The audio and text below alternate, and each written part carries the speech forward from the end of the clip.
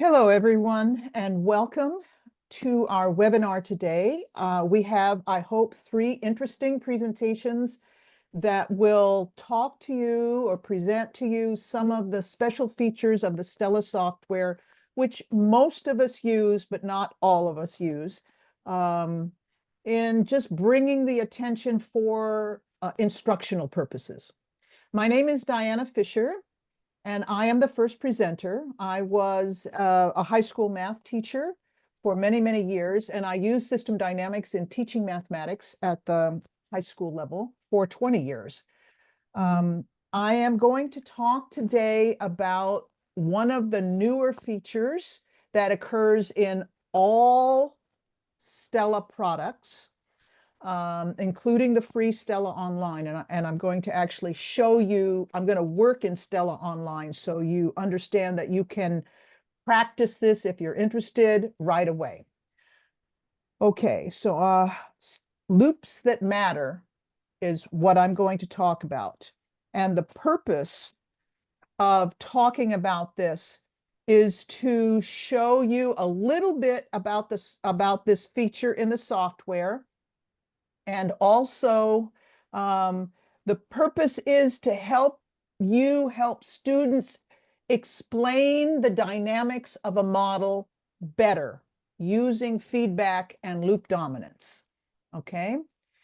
The agenda, well, I'll show you where to locate Stella Online in case you don't already know.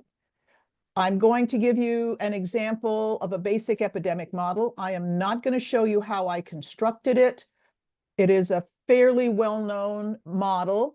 I am going to work on that model. I'm going to show you how to turn the feature on, how it helps you identify the feedback loops, the type of feedback loops each one is, what percent of model behavior is defined by each loop, and identify where transfer of loop dominance occurs, and creating a and the loop dominance feature also will translate the stock flow diagram into a causal loop diagram, and I'll show you that quickly. Then I'm going to expand it a little bit because I'm going to add a recovered population to the model, because the graph to identify loop dominance is more complicated, and I wanted to show you. In the first example, it's very easy. In the second example, it's a little bit more complicated, so I wanted to show you that. If you don't know where to get Stella Online, take a snapshot here, and this tells you how to find the software. This is what the modeling window looks like, and this is the place where you turn on and off the feature loops that matter. That's where you turn it on and off in the software. This is the model that I will be working with, the basic epidemic model with just a susceptible and infected population. The infected population is increasing over time, and the susceptible population is decreasing over time as the susceptible people become ill. And this is the typical graph of the behavior for this particular model. Okay, so now I'm going to stop this sharing and go straight into Stella Online. So this is the, can you all see this pretty well? Can you see this? Yes. Okay, this is the model that I showed you. There's the calculate loop dominance that is turned off right now. And I have increased the sim speed. Actually, increasing the seconds slows it down. So I made it 10 instead of the default 0 because I wanted things not to happen quite so quickly. So here is the standard behavior of the model. And then I am going to double click on a blank space here to bring up the model settings panel and turn on calculate loop dominance. And I am going to click to run this again. And I don't know why it doesn't show what I want it to show right now. I'm going to have to click this twice for you to actually see what I want you to see. So you can see these links that are red and blue, and the links themselves, if they are red, it's a change in the same direction type of link. Normally, we identify it with a positive, a plus symbol link polarity. And I'm assuming that you know about link polarity and loop polarity, and you have some background in this kind of modeling, because I don't have time to explain all those details. This is thick because it's a very strong link at this ending point. Blue is an opposite polarity. It's the destination increases if the source increases, the source variable increases, the destination variable decreases. It changes in the opposite direction. I don't find these loops, these links, very helpful, so I don't analyze that particular part of the loops that matter. I don't use that particular part of the loops that matter. As a matter of fact, I think I'll turn that off. What I'm really interested in here is, I'm going to undo this. What I'm going to do down here, I'm going to increase my screen size so you can see this table down here, which is very important right now. Oops, a little less than that. Okay. So what we can do here is there are two loops in this model. There is a reinforcing feedback loop called R1, and there is a balancing feedback loop called B1. And if you want to see where those loops are, you go over to the flashlight at the end of the row, and you click on the flashlight, and it will show you in your stock flow model where that feedback loop is. This is the reinforcing feedback. More infected means more contacts, which means more contacts with susceptible, which means they're becoming infected, and it increases the infected population. Clicking the balancing shows you this is a balancing loop here.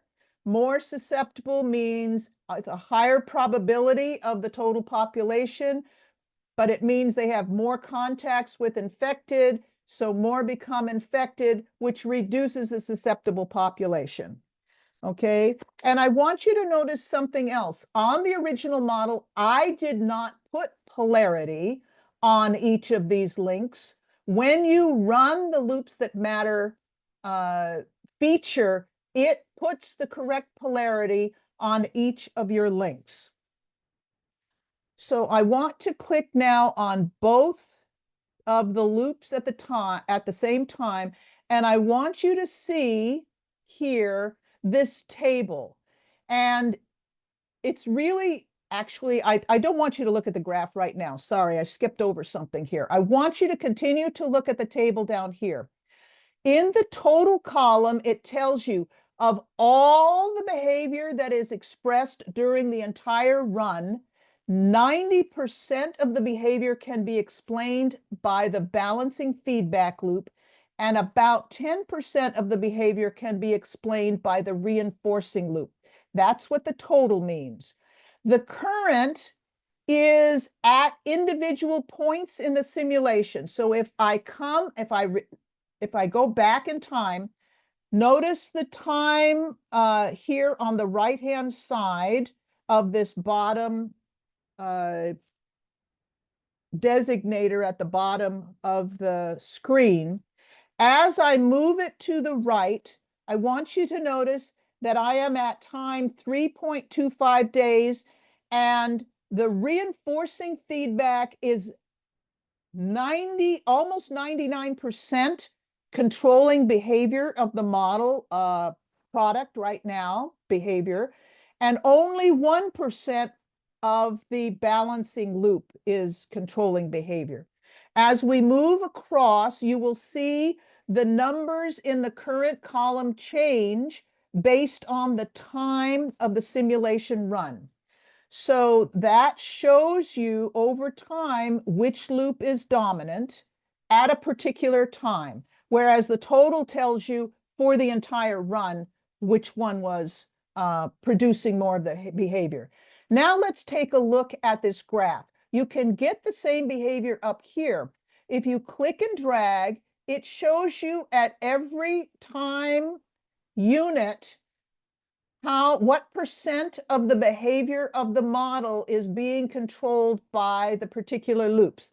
R1, the red is the reinforcing loop, B1 is the blue loop.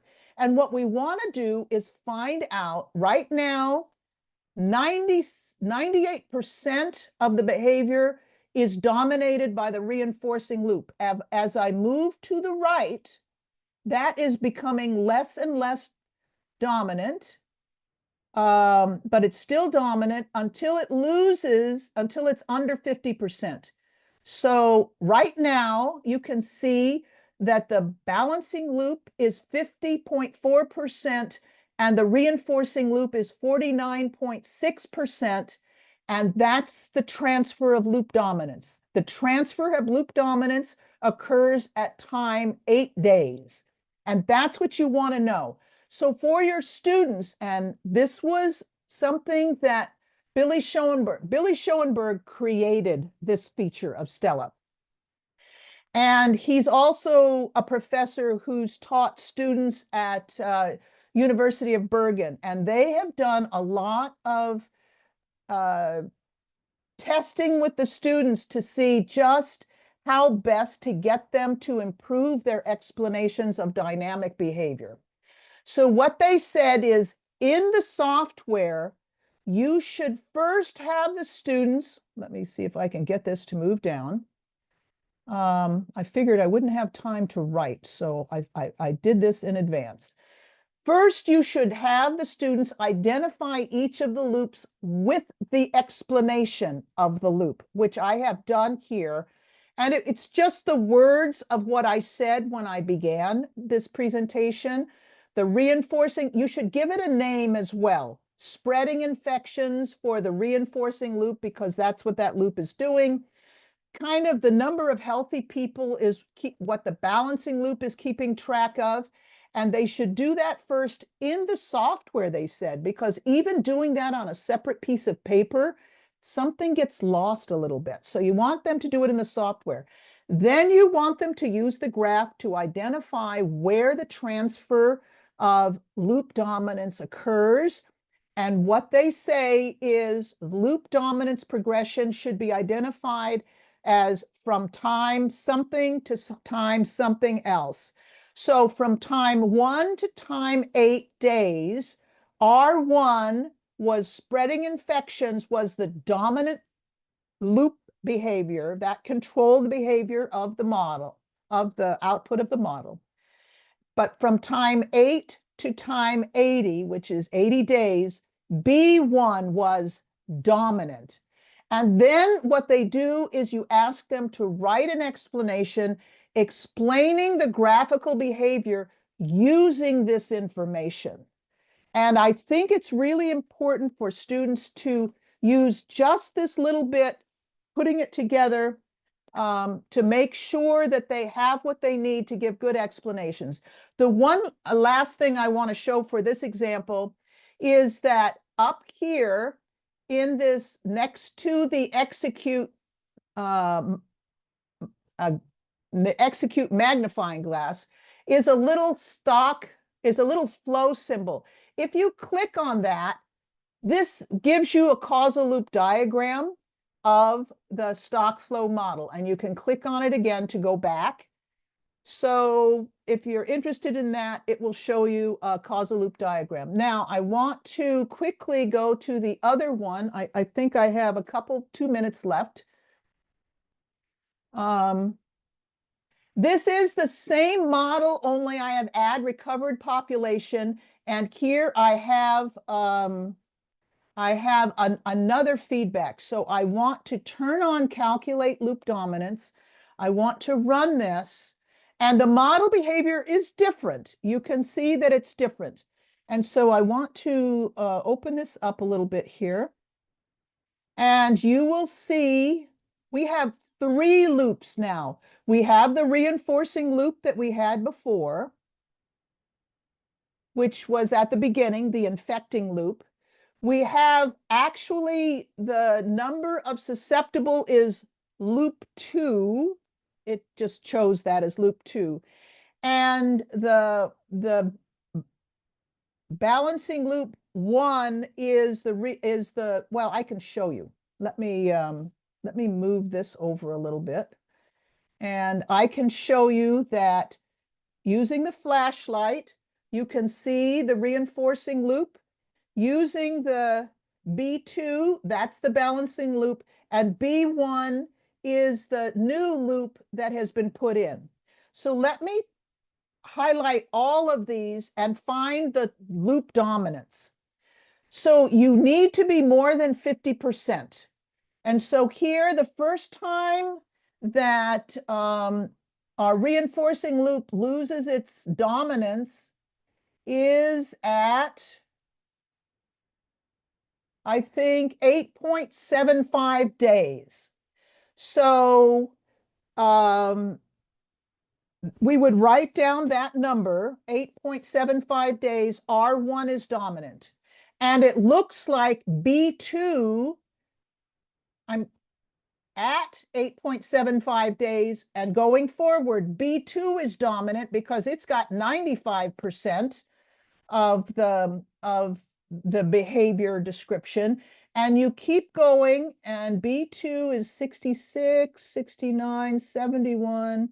Looks like B2 is still pretty dominant, but right here, B2 is no longer dominant.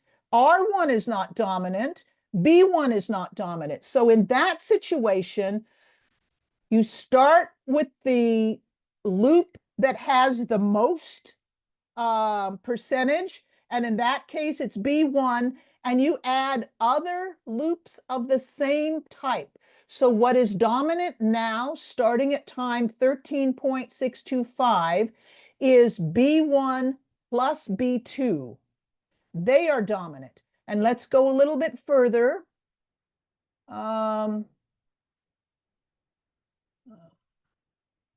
Okay, well, it's not quite. Okay, here, a little bit further, time 13.875.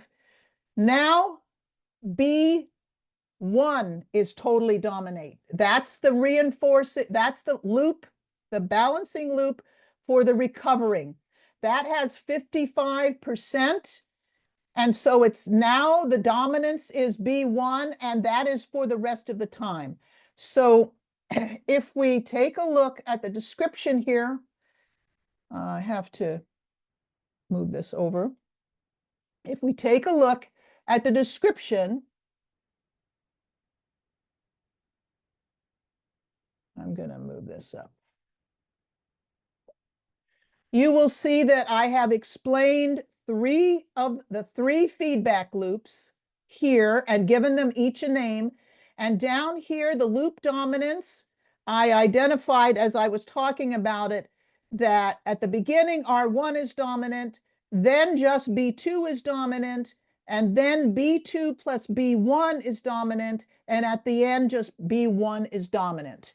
So my time is up, and I'm going to stop here, but I have shown you how to use some of the basic features of loops that matter to help make the explanation of the behavior of a model more rich, okay, more complete, using the feedback and loop dominance transfers.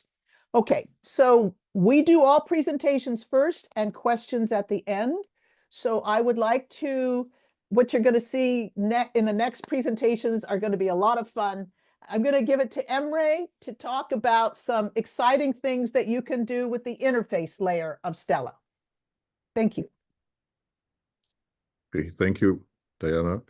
Let me share my screen first.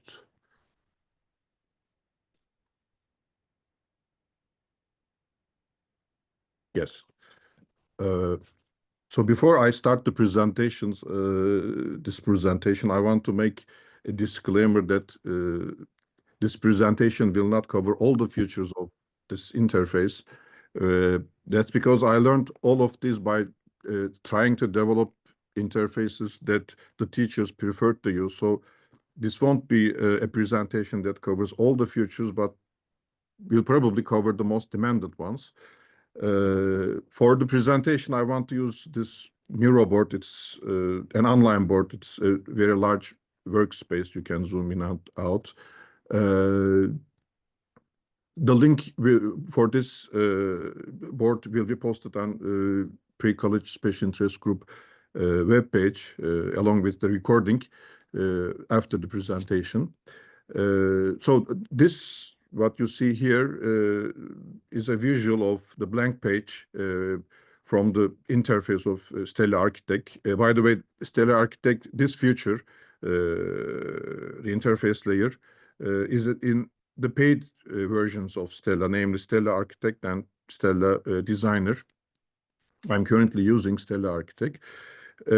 So in this page, these are the page elements that you can use to build an interface. Some of these elements are in, like here, red rectangle lines, connect them to these interfaces that I use that element. The one with different color is this one, the green one. It is called model view. This has a different color because I always use this page element because all my effort is to show the structure. And this element does this. It gives a snapshot of the model and behind the model. So for the full screen, I'm trying to present these 10 interfaces that I chose to present in less than, hopefully, 15 minutes. Let's start with the first one. Actually, in Miro, you can just embed web pages, but instead of using this one, you can also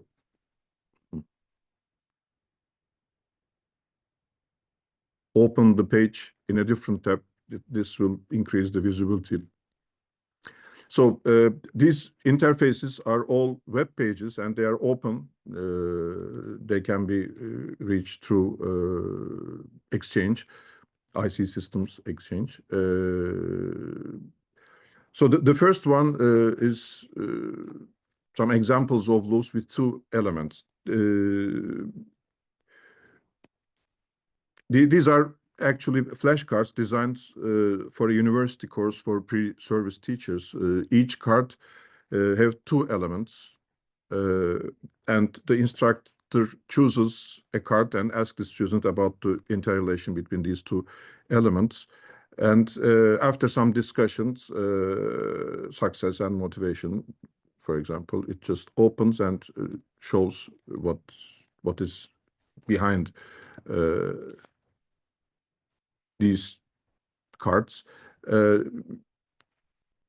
This feature or this animation is done by changing the visibility of two elements. There's a box here and another one that hides the causal loop diagram, that simple diagram. And these two page elements, pieces, are their visibility is linked to a button, and when you open and close that button, you just change the visibility of it. And this is for a general purpose usage, and this is for sustainability. Actually, the course was about sustainability, and these were much more used. And Another example is for the third graders. This is about Mediterranean seals. It was a project about this threatened species. The threat is, of course, humans. So this project aimed to raise awareness about this issue. A similar, very similar mechanism is used in the interface, but this time instead of buttons, some threshold value of stuck is used to control.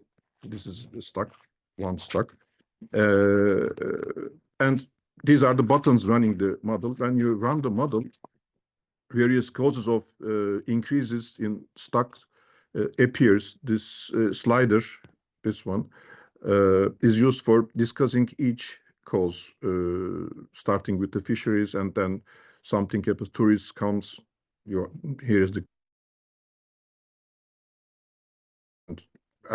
and after some time, these are all causes that threatens this species. But I need to warn about this model. This model seems simple, but at least for a third grader, it is not so because the causes on the flow side are decreasing the flow. So although the flow is an inflow, this is an example of how a decrease in inflow can decrease the stock. This behavior can be confusing for both teachers and students, so I do not recommend it for the early stages of introducing stock flow diagrams. Another example is how do flows change stocks. This is the interface designed for the same university course for pre-service teachers. After seeing that the service teachers had difficulty with various effects on flows on stock, this is a very similar in design. We have flows and the graphs of them here, and the stock is to be estimated. And while you can open and changing the visibility of the stock, you can see what will be the behavior of the stock is. And we have these two buttons, and by these buttons, these sliders are unhidden or shown, and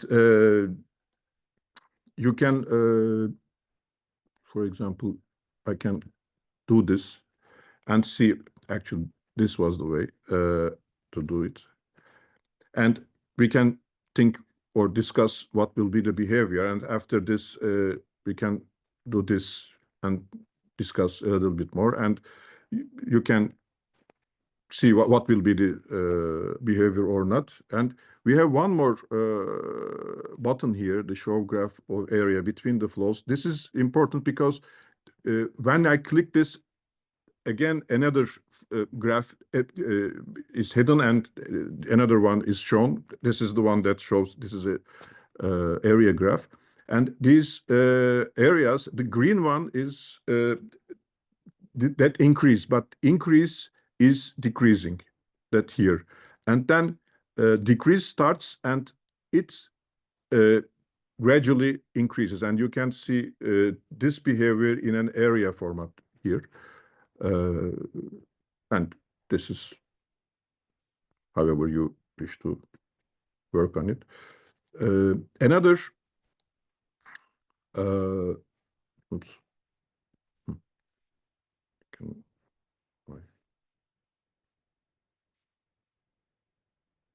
Well, I should be, let me reload this. The first three examples use control elements that mainly change the visibility of elements on the page. Okay.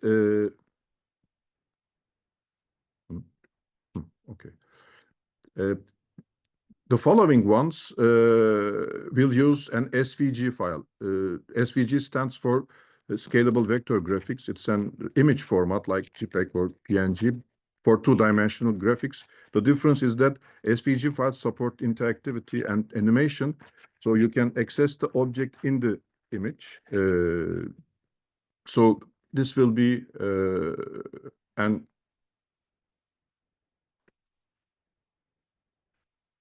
example for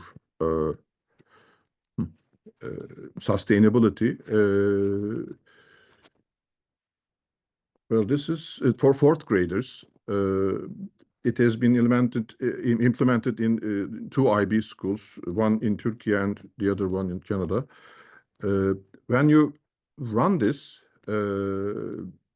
it gives a behavior over time graph of the observed values of the depth of Aral Lake between 1960 and 2017. There is no animation here.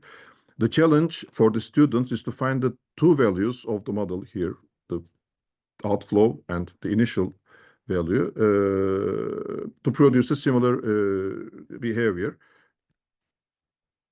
Of course, I know the answers. And when you 50.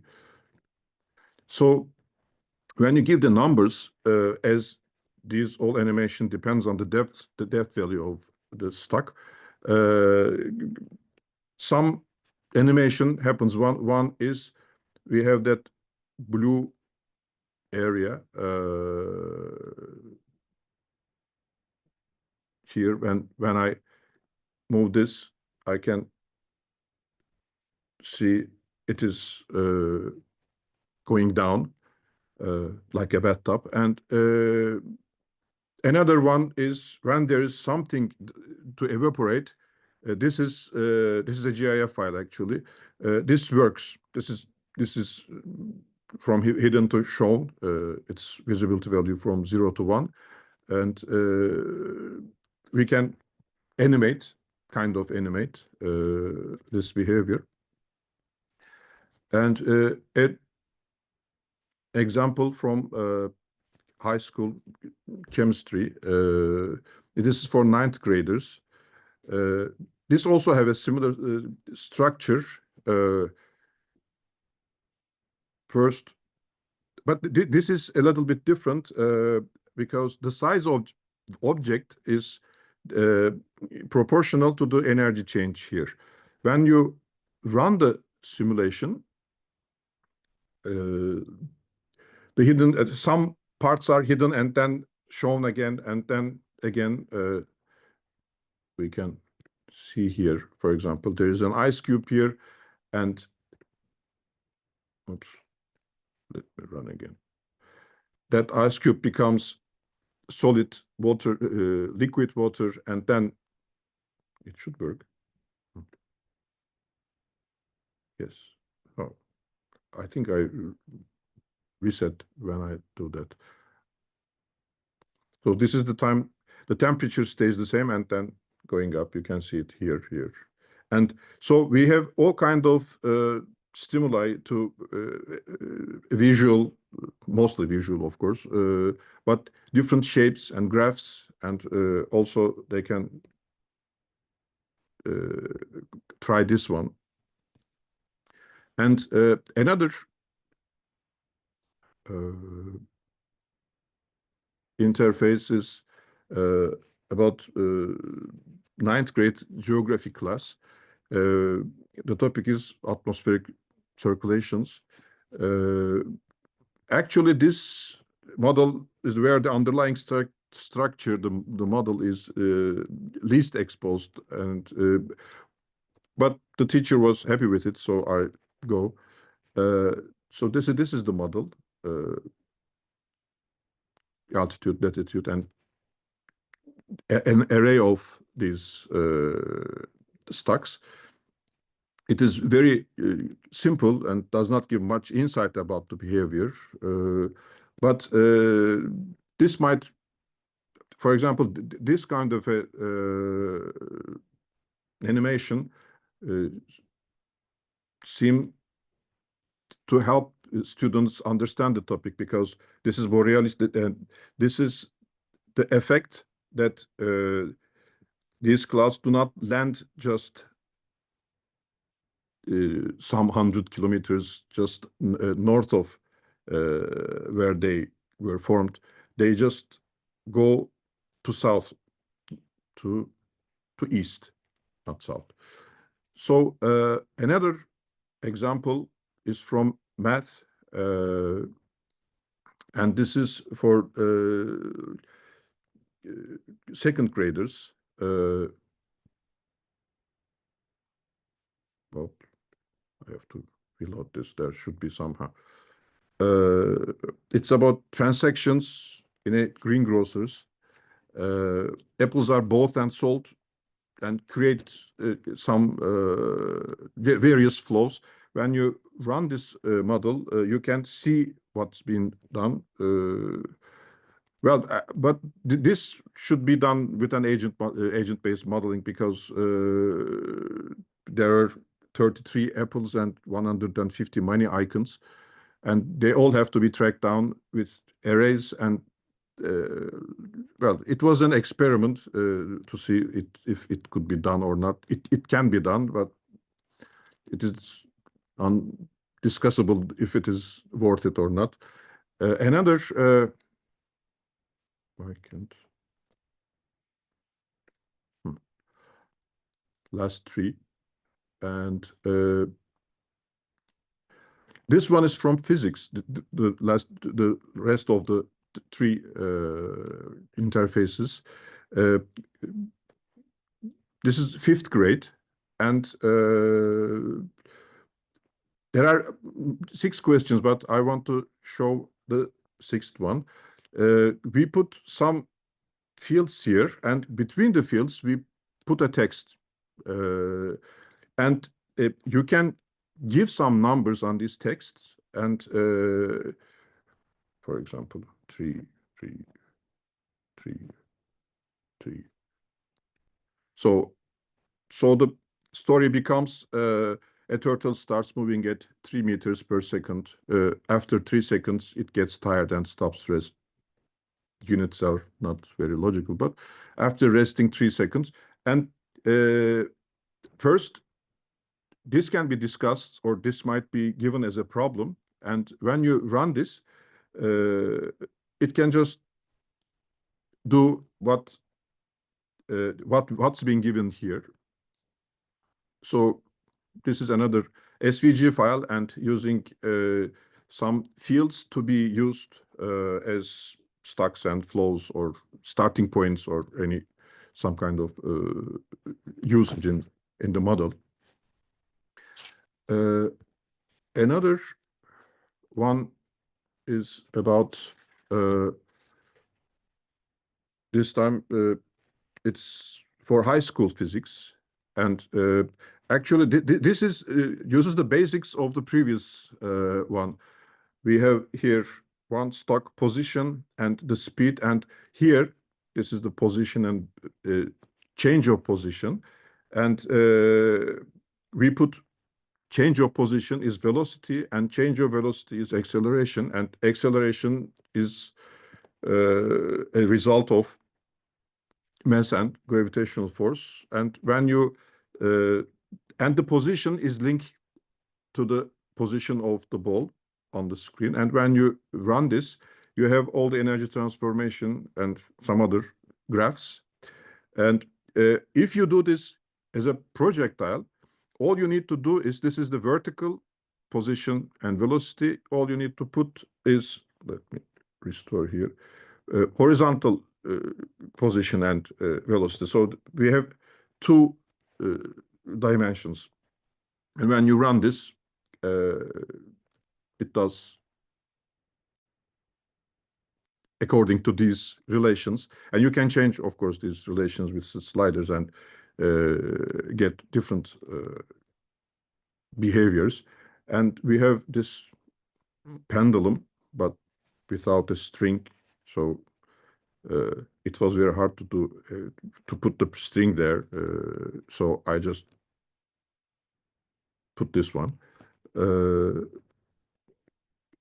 And another one, the same principles can be used for sun, the movement of sun, earth, and moon.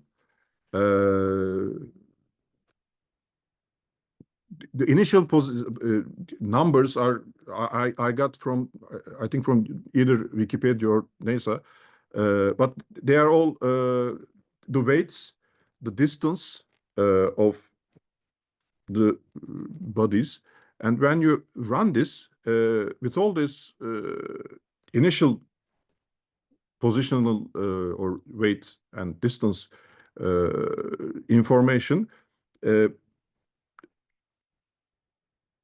students see that the Earth really tours around the sun in 365 days. But with this initial conditions, so changing these initial conditions to create longer or shorter years can be a task for the students. And the same is for the moon, but it is, of course, much more faster as we have more than 12 months. So this was the last interface example, and thank you for your patience.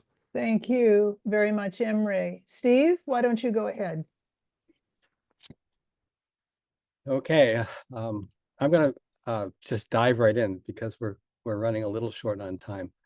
But I am, first of all, let me share my screen to make sure you can see what I'm doing. Okay. All right. So I'm going to thank you, Emre, because you demonstrated all of these amazing possibilities of what is possible to do with the interface on Stella. And I'm just going to look into one piece of that, which you didn't look at, which is called storytelling. And storytelling comes out of the interface window as well, which is where Emre was doing all of his work. So essentially what storytelling is, it's a feature that's available in Stella Architect and in Stella Designer. Most schools don't have this available for student use. Possible after you've created one of the models that have to publish it to the IC Exchange, and then it becomes available to anyone who has Exchange account. I've also used storytelling as a way to encourage discussion in a classroom with a projector at the front of the room and kind of work your way through a model one step at a time and discuss the pieces as you go along. So to begin a story, it's best to have a fully built and a functioning model. And so for this demonstration, a model, a predator-prey model that was developed by the creative learners. I've modified it a little bit to make it a little simpler on the screen, but this was something that they put together for their Waves of Change curriculum. So here's the model, and just to let you know what it looks like when you run it, you see you got this oscillating behavior. I have the loops that matter turned on here, but you can see we have this oscillating behavior between the predators and what I would like to do, and again, this is just going to be scratching the surface of what's possible here, but what I'd like to do is show how by kind of increasing the complexity of the model one step at a time or one loop at a time, it's possible to see how the behavior will change as you do. So each of these substructures become a very important part of the model and the model's behavior. So I've got the model here. I'm going to reset it so that we don't run into any problems later. And I'm going to move over to the interface window, which I think Emre had showed you. There's a, I hope you can see this. Is this big enough on the screen for people to see? Yes. There's an icon here that looks like a monitor with a little triangle base underneath it. If I click on that, it will open up the interface window. And typically you might get a window here that would just say, do you want a template? I've just taken the first page of the Creative Learning Exchange, excuse me, their interface to use as a basis for this, because you need to start from a home page. So over here on the left-hand side, there's a label here, context, and there's a drop-down menu or pull-down menu, and you can see I can add a new story. So I'm going to go to that, and I will add a story here. I'm going to name the story. I don't know, for the sake of something better, adding new loop, we'll call it. I'm going to call it that, and I'll hit OK. And I get a window that's asking me, what do I want these pages to look like? And rather than put any kind of template on it. I'm just going to make a blank page. So this is the first page of my story that I'm trying to create here. And when I open this up, what I will see is the entire model that's underneath all of this. And I'm being asked here to choose which pieces of that structure I want to include on this first page of the model. So my interest right now is in the initial reinforcing loop that causes prey to grow exponentially, right? So on loop. So I'll click on prey, on the flow of births going into it, and on the connectors, as well as the prey births factor. And I put labels for include a label, which I've included R1. And if I hit OK, you see what turns up on my page is just that model. Okay, and at this point, you can think of this page as being just a typical interface page. I can put things on here. I can put buttons on here. I can put a graph on here, text, all kinds of different things. So because I'm interested primarily in the behavior, I'm going to start by putting a graph. So I'll put down a graph here, and I want that graph to be a graph of prey. So I'm assuming people have used this a little bit, but I'm choosing prey here as what will be graphed over time. And I might want to put a little bit, well, first of all, let me show you something that's really, really interesting about this. I'm going to go back underneath to the main model. I'm going to hit run. And when I do that, if I go back to my interface, I'm getting the oscillation, which is not what this is, right? I mean, this be look at the page of this part of the model, I should not be getting an oscillation. That's because in the storytelling mode, you can actually get partial simulations of a model, but only if you run the model from the page. So I need to create a way to run this model, this kind of mini model here from the page in order to get the proper behavior. So to do that, I can put down a button. I'll put it down here in the lower right-hand corner. If I double click on that button, I get a window that allows me to put a label on it. So I'm going to call it run. And I choose here from a list. I'm going to hit the plus sign. Whoops, I'm sorry, take that back. I'm going to down here at the type, I'm going to select the action for that particular button. And you can see there's a lot of different actions here that you could choose, but I just want to run the model. So I'm going to choose run. Sorry about this. And come back to here. And now I have a run button. I've got a graph, and I have the mini model. To see how this works, if it's working the way it should, I want to go up here to the toolbar at the top and click on experiment mode. And I can see now what my first page of the storytelling story will look like. So if I hit run, you can see I get my exponential growth curve. Okay, now it's probably important to put some context on this. So I'm going to add some text. And you may want to put more than this if you're doing this for students, but I'll say something like without constraints, prey population will grow exponentially due to a reinforcing feedback loop. Okay, so I can add that text. It's probably also important to put some instructions down, because in a story, when you tell the story, you have to press the space bar to move through the story.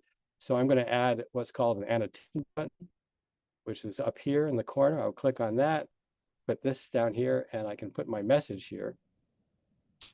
Double click on that, and I will say to move through the story, click on the space bar. And maybe I would add to hide this message, click anywhere.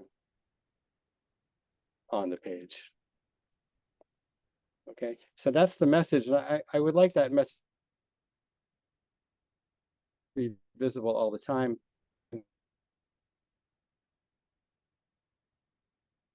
You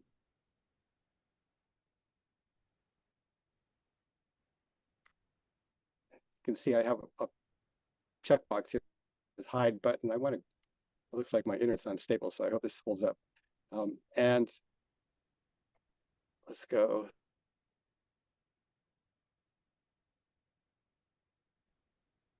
Button options. I want to put the label here. I'll put instructions for the label on my button, and I'll hit OK. Okay, and let's put this somewhere down here in the middle. And go back up here to the mode, and now I have this. If I click on instructions, the instructions will come up. I click or else it will go away. If I run, I still get this. And I think it's probably important as well to put another button just to restore the model. So I'm going to click there, and I'm going to have this restore all devices, and we'll label it reset the model, something like that, and make this big enough so you can see it. Okay, so here it is, page 1. Hooray, we've finished page 1. You can see I can look at the instructions. I can get rid of that. I can reset the model. I can run the model, so on and so forth. So that's page 1. Page 2, what I would like to do now is I'd like to kind of unfurl this section of the model. This is a balancing loop that will put a limit on the growth. So I'm going to do this one page at a time. So you wouldn't have to do this, but I think it's an interesting way to approach this. So we know that the prey, if it increases, it will increase the prey density, right? So I'm going to click on all of those to select them. Make sure I have them selected. If I hit OK, you can now see on this page, I've added one piece, and I might want to put a little bit of context here as a text to say something like increased prey leads to increased prey density. You know, and you might want to include the decrease in prey, which leads to decreased prey density as well. But let's add another page. And I want to continue around the loop. So I'm going to add the next piece of this. Hit OK. And you can see that I have the next piece of the loop here. And we're short on time. I'm just going to keep going. I'm going to add another page here and put in the rest of the loop. Okay. Hit OK. And here you can see I have the entire loop. Now, a real interesting part of using storytelling is that I can copy and paste from different pages. So what I'd like to be able to do is see what the effect of this new loop is going to do to the actual behavior of the model. So I'm going to go back to page 1. I'm going to click on the graph because I want a graph on that page. I'm going to click on, while holding down my shift key, reset the model, and I'm going to click on the run button, and I will copy those and go back down to this page. And I'll make this a little bit smaller. Whoops, don't want to move all that. So that you can see it. Okay, and I'm going to reset the model. But first I need to hit the experiment button, reset the model, and run it. Oh my, this didn't work. What happened? I was supposed to get some kind of a limitation here. I was looking for an S curve. So if I go back and look at my model, there's a very important piece of this that I forgot to put in, right? In order to calculate the natural deaths using the average lifespan, I also need to know how many prey there are. So there's a link here that's missing.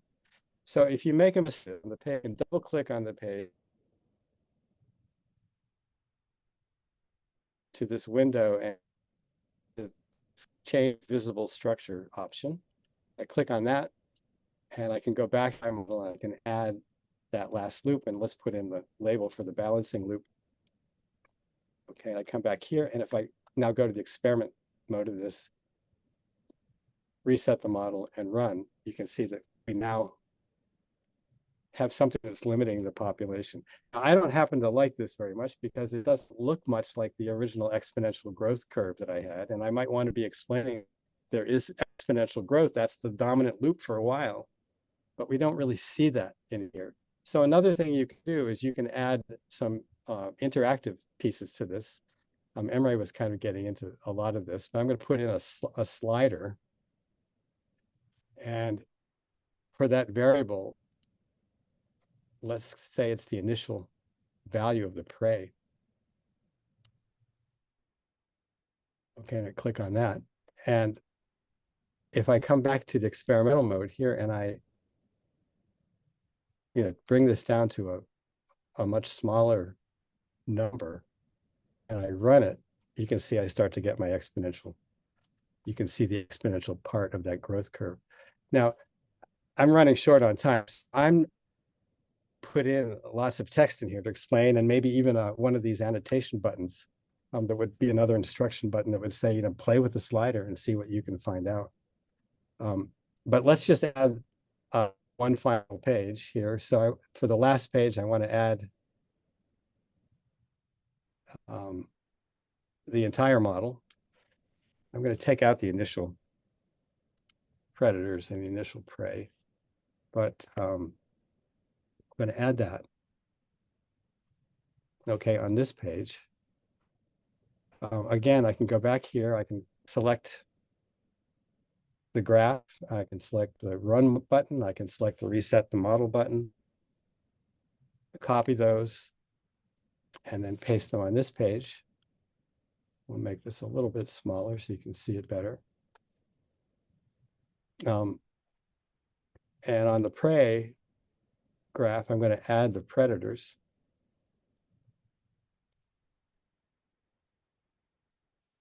Okay, I can reset the model. And if I run it from, oops, I got to go back up to the experiment mode. Keep forgetting to do that. If I reset here and then run the model, you can see I get the oscillating behavior, but it's really hard to see the predators. So I'm going to double click on this and we're going to fix this a little bit. We want the predators not to be a dash dot. I think I want it to be solid. And I would like the graph to be a multi-scale graph. And the y-axis is comparable. And there you can see I have what I'm after. So I've almost finished this whole thing, right? Here's my first page of the model. I'm going to click on the space bar. You see it goes to the second page, third page, fourth page, fifth page, like that.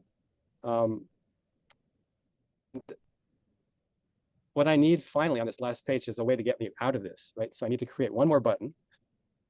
And I'm going to call that button return to the home page.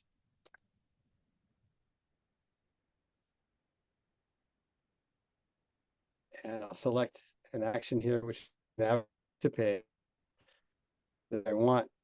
You can see I have options there, but I want to go to the home page like that. Okay, and if I come back to the experiment menu and I hit return to the home page, it will take me back to the home page. Now there's one thing missing, still one thing missing here. When I first open the interface window, this is what I get, right? And so I need a way to get to the story, right? So I'm going to add one last button here. I'm going to select the action of navigate to story, and we'll put here open story will be the label for the button. And I'll just put it right over here, right over the start here.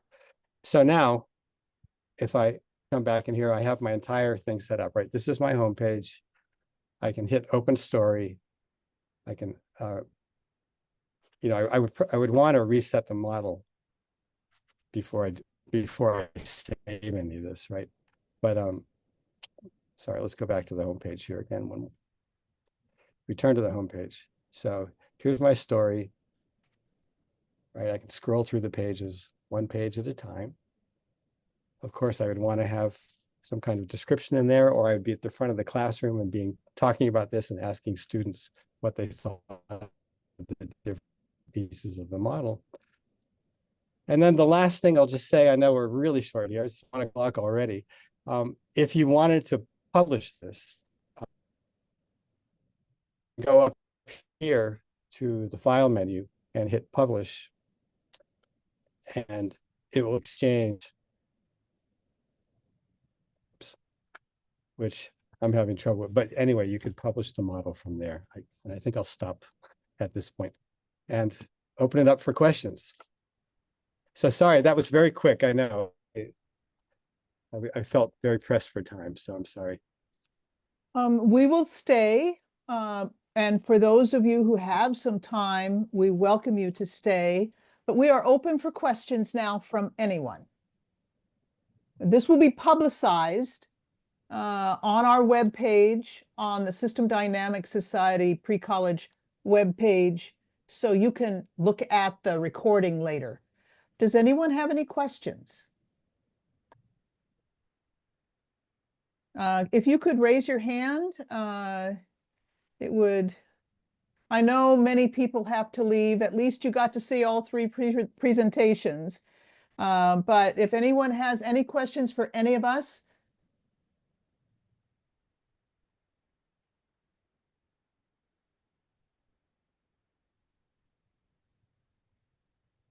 while we're waiting for someone to think up a question. Well, I think Stefan. Oh, wait, does someone have their hand up? Well, in the chat. Go ahead. In the Yes, chat. go ahead. Yeah. Go ahead. How much time and which tools do you use to create the lessons you showed? Well, it depends on the lesson, but the tool is always Stella Architect and some kind of an SVG editor. Anyone can do, because any kind of SVG image is suitable to be used in Stella Architect. But time is very dependent on the topic, because which one? One of my longest one is 21 weeks. It was menstruation cycle in biology, but it's about 8 weeks, I can say. I do a draft, and then the teacher reviews it, makes some comments, gives feedback, and I redo that, and this goes on and on, probably a couple of months, each of them. I would like to say that MRay is going to do a workshop in April to show you all, or whoever wants to come, how to do this. So that's what we have planned for April, is for MRay to go into more details about how you can actually do this in Stella Architect. Any other questions?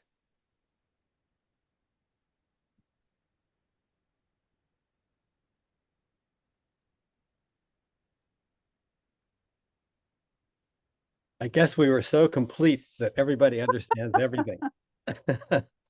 Well, and you do have a chance to look it over again. That's the beauty of having this recorded, is that you can go back, you can watch it over and over again to get more detail as you want. Are there no other questions? No one in the chat. Please remember that we are having a big symposium, big for us. It's our first conference, K-12 pre-college systems thinking symposium on March 22nd. And we have been advertising that. So we hope, what kind of investment are required for schools to begin to use these tools? Well, for the for the loops that matter, it comes with all versions of Stella. So Stella Online, which is free for everyone.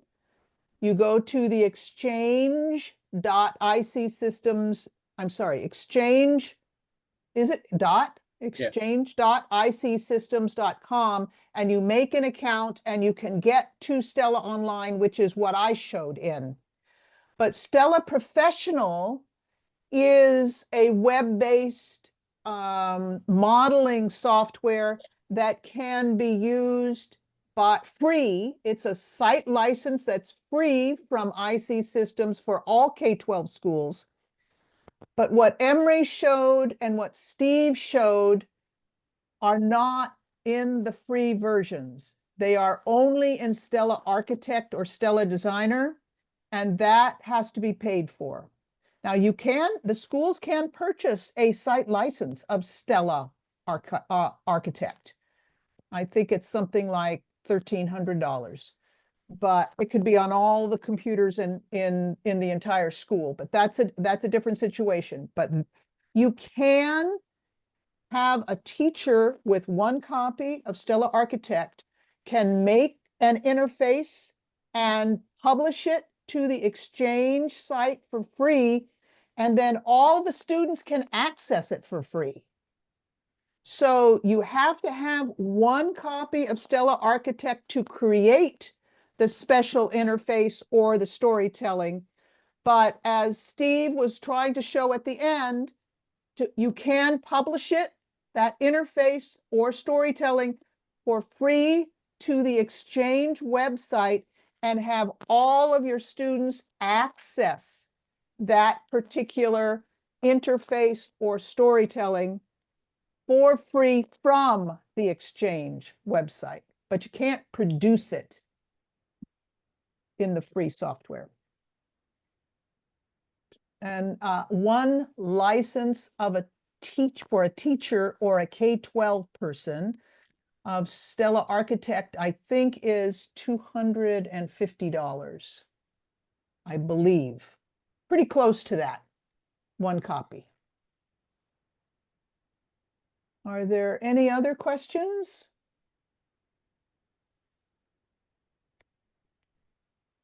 Doesn't look like it.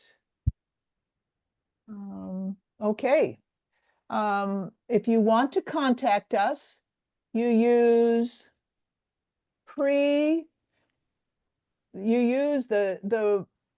our email is pre-college education at systemdynamics.org. I think that's right, isn't it? Since I don't use it myself, I never have it. So pre-college education at systemdynamics.org. I think that's right. Ooh, did I do that wrong? Oh, I put a space. Sorry. Yeah. There's no space between system and dynamics. That's why it didn't come out right. Sorry about that. So if you want to contact us, please do. We hope always to work with any people interested in trying to infuse system dynamics into K-12. And in Turkey, they're using stock flow, just one stock, one inflow, one outflow, just a diagram. I think starting in grade 1, Emery, where do you start the stock flow? Stock flow in kindergarten. Kindergarten, just the structure, just the picture. This is a tub and we're filling it and we're emptying it, but they do more than just water. They do a lot. They just do it with pictures and things like that, the ideas. So we can help you because we have experience clear from kindergarten through university on the use of system dynamics to help study dynamic feedback systems. They don't do feedback in the little grades, but they do, as soon as possible, talk about feedback. No one else? Okay, well, then I guess we're finished. And we hope you enjoyed the presentation. Remember the symposium next month, March 22nd is a Saturday. And it will be 5 hours, and we have some great presenters. And George Richardson will do the keynote, and he's terrific. He's just a marvelous speaker and a very well-known system dynamicist who has mentored many of us. We hope you will be with us. Thank you very much for coming. Take care, everybody. Thank you. Bye. Bye-bye.